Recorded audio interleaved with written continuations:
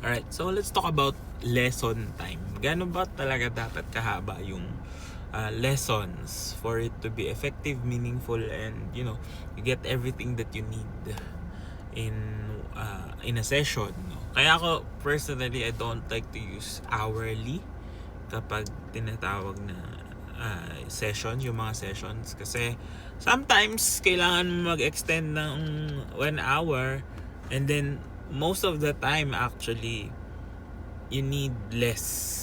So parang ang ano dyan is yung attention span kasi, and focus. Of course, pag bago ka, you don't need as much, especially younger kids, no? So mapapansin nyo yun sa mga kids pag nagle-lesson sila. Usually yung pinaka-focus time nila would be maximum of 30 minutes, no? Tapos yung oras na iba doon, they use it to socialize, to do other things.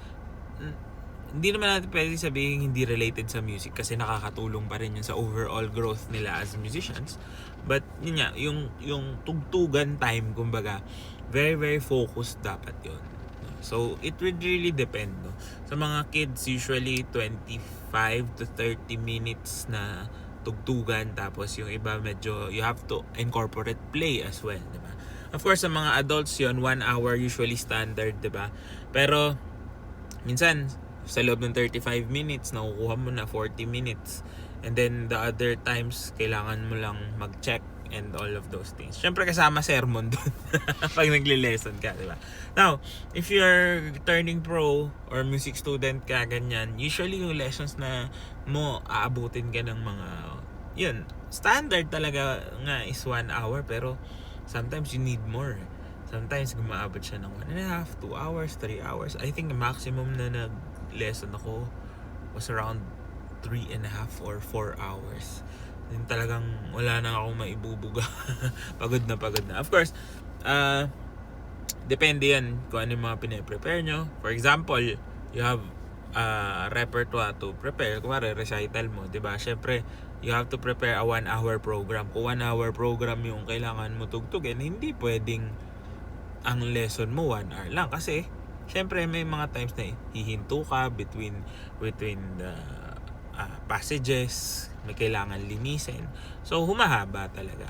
So, parang we could say na natural trajectory niya yung habang tumatagal, humahaba din yung lesson. So, hindi ibig sabihin na maiksi yung lesson mo is wala kang natutunan. Minsan, ganun din. Your teacher also gauges kung meron ka pa bang dapat na matutunan within the session. For example, pangit yung... Ito, napansin ko pag pangit yung lesson mo, mabilis lang. Sobrang bilis lang. Ay, tama. Pag pangit siya, especially kung medyo advanced ka na, pag mabilis yung lesson mo, pangit yun. Kasi, pag advanced ka na, parang tinitignan ng teacher mo na, pagpapasok ka, pe-present mo sa akin, maayos na. Tapos, syempre, tatrabahuin mo. Ibig sabihin nun, hindi ka nag-practice kapag mabilis yung session mo. Pag mabagal naman yung session mo, at maraming binibigay pa sa yung input, ibig sabihin nun, marami ka pang pwedeng matutunan. Ibig sabihin, maganda yung lesson mo. Parang ganun yung nangyayari. Now, sa iba, kabaliktaran naman, diba? May times na mabilis lang yung lesson because, una, hindi pa pwede mag-move sa next because may kailangan pang linisin, may kailangan ayusin na parts, diba? Pero kailangan ayusin sa practice, parang gano'n. And then sometimes mahaba din because hindi makuha kung anong kailangang technique, 'di ba? So it really varies. Pero siguro nga standard lang yung 1 hour. Pero don't feel like na kapag hindi mo na reach yung oras na yon is someone tried to rip you off or something like that. Kasi minsan kailangan din maraming factors, especially if you're the one teaching. Pagod na yung bata, pagod na yung student, masyado ng madaming information. Kasi at the end of the day, your lesson is just a part of the whole of what you're trying to build, which is your skill. You can only build your skill if you work on the lessons that you achieved or attained during your lesson with your teacher. Pero yung trabaho nun is outside. Diba?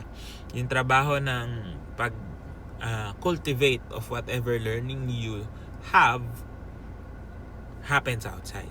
Para pag bumalik ka sa next session mo, mas effective ka na, mas improved ka na, and then you can learn more things para mas mag-improve pa and to get better. So, don't feel bad kung medyo, bakit kaya ganon? 55 minutes lang. Kulang lang 5 minutes. Diba? Minsan ganon yung iba, parang, ano ba yan? Hindi mo na natapos. Or minsan, ano ba yan? Sobra-sobra naman sa oras. So, mahirap talaga tansyahin. But of course, your teachers would have plans or lesson plans kung ano yung mangyayari sa session nyo. And you just have to give it your best, no? Of course, kailangan pag-a-attend ka ng lesson mo. Lagi mong isipin, yung masusulit mo siya. Ibig sabihin, lahat ng kaya mong i-prepare for yourself na ipe-present mo sa teacher mo, gawin mo na. Para hindi masayang yung oras and maging meaningful ang oras na ibibigay mo sa teacher mo and also the time that your teacher would give you. So yun yung importante doon, na you give and you take, diba? It's a relationship. You're building a relationship in order for you to grow as a better individual and as a better musician. So kung hindi ka pa nagle-lesson, mag-lesson ka na. Baka mamaya hinihintay ka na ng teacher mo, late ka na. Anyway, that's all for today and I'll see you on the next one. Good luck sa'yo.